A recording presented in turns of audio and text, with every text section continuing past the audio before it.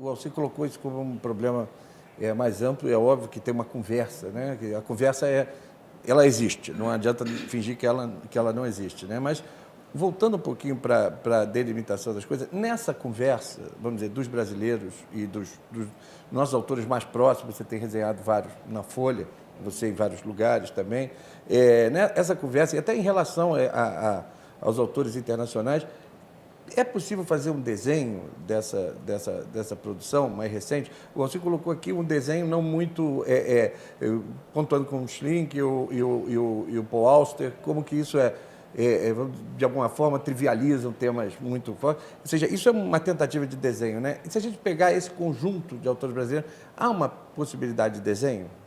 Eu acho que não. Acho que há duas dificuldades que a gente está enfrentando no trato da literatura em geral, né? E o Alcir tem essa qualidade, né, de olhar criticamente qualquer literatura. Eu acho isso admirável, estava até relendo as coisas que você escreve. Isso às vezes é bom, isso às vezes é mal, né? Isso às vezes coloca num campo de certa desigualdade, né, um grupo de escritores, sobretudo se a gente olha a partir do ponto de vista da publicação, né? Quer dizer, como um autor brasileiro hoje pode se transformar num autor importante no campo da leitura no mundo, né? Essa é uma coisa muito difícil. Aí você vai comparar um autor que publica 5.000 exemplares com um outro de língua inglesa, né, que às vezes é prejudicado por isso mesmo. Eu concordo, aliás, para começar concordando, eu concordo plenamente que o Paul Auster ficou um chato. Então, o primeiro problema é esse. O segundo problema, que eu acho que não é um problema, é uma coisa boa, mas é uma questão, é o fim das literaturas nacionais. Se você for falar do contemporâneo hoje, não há mais sentido em você falar em literatura nacional. Mas a gente faz assim, a gente trata assim, a gente lê assim, né? Então, a gente faz cobranças, e os próprios autores caem nessa tentação, cobranças muito ligadas a esta questão da literatura nacional. Então, se você confronta autores de origens diferentes, você parte quase sempre desse espaço de criação. Então, você vê, por exemplo, um Bernardo Carvalho, ele se ressente dessa questão. Ele é um autor cujo espaço é muito difícil, que quando escreve Um Filho da Mãe, né, se defronta com isso. O que é isso? Para começar, é literatura brasileira? Não é literatura brasileira? Se você diz que é literatura brasileira, isso pode significar um passaporte, ainda mais agora, o Brasil, em vários aspectos, está na moda. Então, se é literatura brasileira, isso pode ser um passaporte para o mundo editorial, né? Para a tradução e para tudo mais. Mas ele está recusando isso. E aí, como é que fica? Ele é um russo? Ele é um alemão? Claro que não é. Ele está escrevendo em português, ele mora no Brasil, o olho dele sai daqui, mesmo que seja para ver a Mongólia ou São Petersburgo. Agora, eu acho que a literatura não mudou muito de espaço no século XX, não. Acho que a questão, o papel que a literatura tinha no século XIX, ela perdeu no século XX. E eu acho que o XXI vai ser... só pode ser buscar uma outra coisa, buscar novos caminhos. Esse caminho da grande literatura, do grande autor, do grande romance, da grande ficção, do grande poeta, né? O grande poeta talvez seja ainda mais complicado. Eu acho que isso acabou mesmo, foi no século XIX. O que me incomoda extremamente é a facilidade com que qualquer produção artística e qualquer criador cai no gueto. E isso eu vejo como lastimável, né, nos autores contemporâneos, e quanto mais eles vão se transformando em um autor aceito, seja do que for, seja poeta, seja dramaturgo, seja ficcionista, mais eles tendem ao gueto, e mais eles têm dificuldade em se deixar contaminar pelas outras formas de arte. Eu não vejo possibilidade hoje em você fazer uma arte se fechando a contaminações. a contaminação de outras técnicas, de outras linguagens, de outras maneiras de vivenciar o belo, o feio, o desagradável, o incômodo, o artístico. E aí isso me atrapalha muito. Estava conversando outro dia com o Carlito Azevedo, a propósito do que eu considerei o melhor livro do ano passado, que é o Monodrama, e estava dizendo, o Carlito, parte desse seu livro é uma nova dramaturgia. Isso daí não está, eu não estou vendo isso, nem no campo poético, nem no campo da literatura de ficção, novela, fragmentos. Eu acho que é alguma outra coisa aí. Alcir, Temos uma discussão, digamos assim, de literatura contemporânea brasileira, de um certo conhecimento de autores, como eu disse, que eu não vejo aqui aparecer nenhum autor. Mas também não acho que a gente deva se engajar numa discussão de literatura nacional, um pouco por compaixão dos autores locais que não conseguem escrever outra língua. Esse tipo de sentimento missionário sobre a literatura nacional, eu acho que isso não interessa, vamos dizer assim. Então tem que levar a sério, não é café com leite. Se está no jogo, tem que ser examinado com o mesmo rigor de qualquer outro autor, entende? Eu penso que eu jogo, e não importa também se é novo ou se não é novo, eu acho que novo não é categoria literária, novo é categoria, jovem autor é categoria de mercado, né? Como você substitui coisas, geladeiras, novos modelos, mas a questão se ele é autor novo ou não importa se a literatura é nova.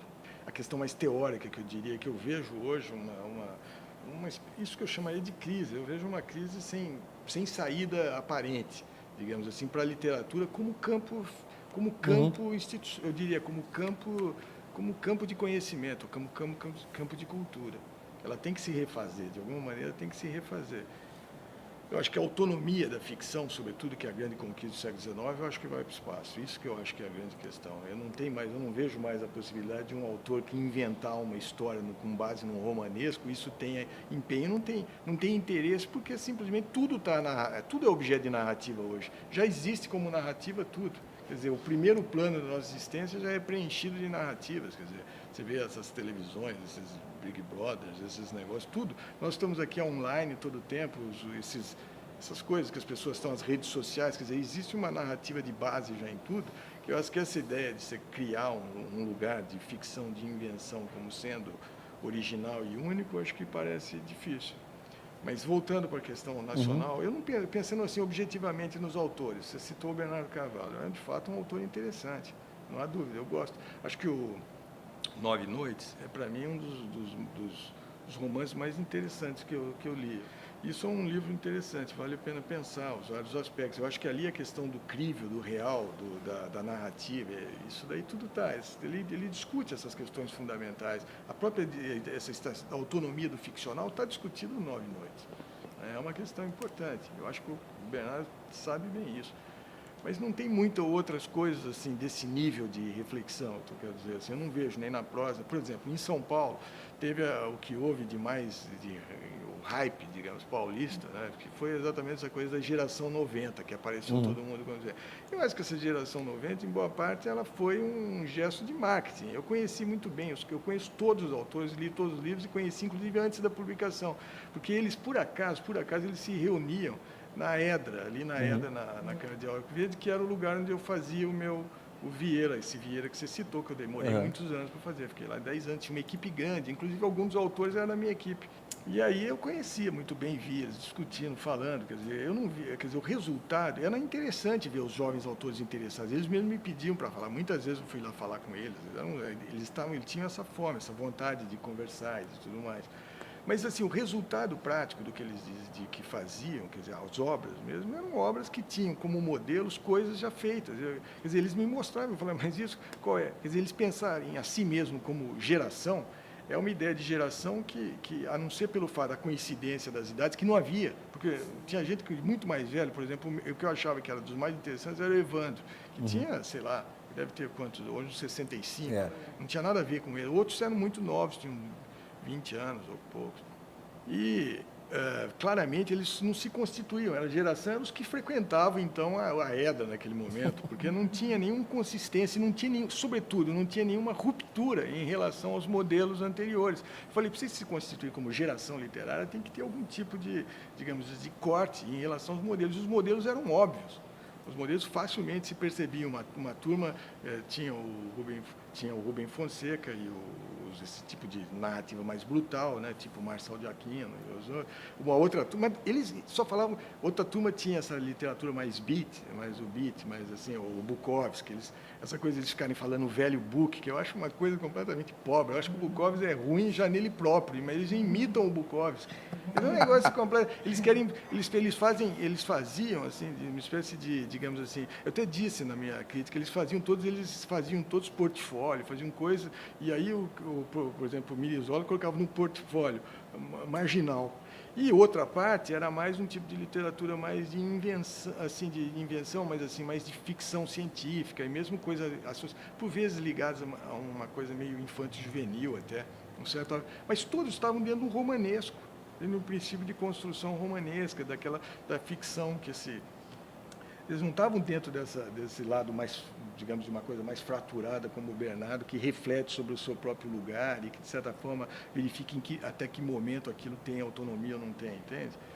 Por pura coincidência, talvez, ou não, vocês podem pensar, eu acho que os caras que eu mais deles, eu gostava mais, nunca editaram junto com o cara da geração 90, que era o Evandro Afonso Ferreira, que tinha um gosto estilístico, assim, absolutamente radical, ele não tinha o menor interesse por conteúdo, por nada, era só uma questão de ficar brincando com as palavras, né? Tinha o Juliano Garcia Peçanha, que era um cara interessante, que fazia filosofia na época. Esse estava dentro de um jogo, eu acho o primeiro jogo aí.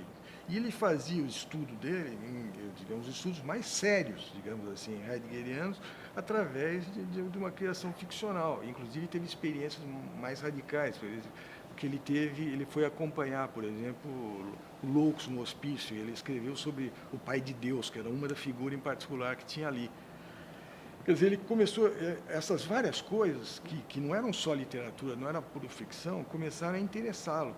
E ele tentou pensar a ficção no conjunto dessas coisas, um pensamento mais radical, mais inteirado sobre a própria existência. Os melhores são esses que conseguem pensar esse momento de crise e saem dessa autossuficiência da ficção do romanesco do XIX. Então, eu achava interessante. O resultado não era sempre bom, no caso do Juliano, porque ele tinha também, muitas vezes, uma espécie de visão, eu acho, um pouco ingênua, um pouco romântica a respeito disso, né? Um pouco como assim, se atribuindo a loucura, ou a marginalidade, ou a falta de parâmetro, um valor positivo em si. Quer dizer, nós temos essa ilusão de que o último, digamos assim, o último fundamento, a última esperança transcendental é o trauma, não é a loucura. Então, você escreve sobre o trauma, sobre a miséria, sobre a desgraça, sobre a pobreza, e isso te recompõe com os fundamentos. Isso é falso, isso é completamente falso. Quer dizer, você fala sobre tudo isso e continua sendo banal.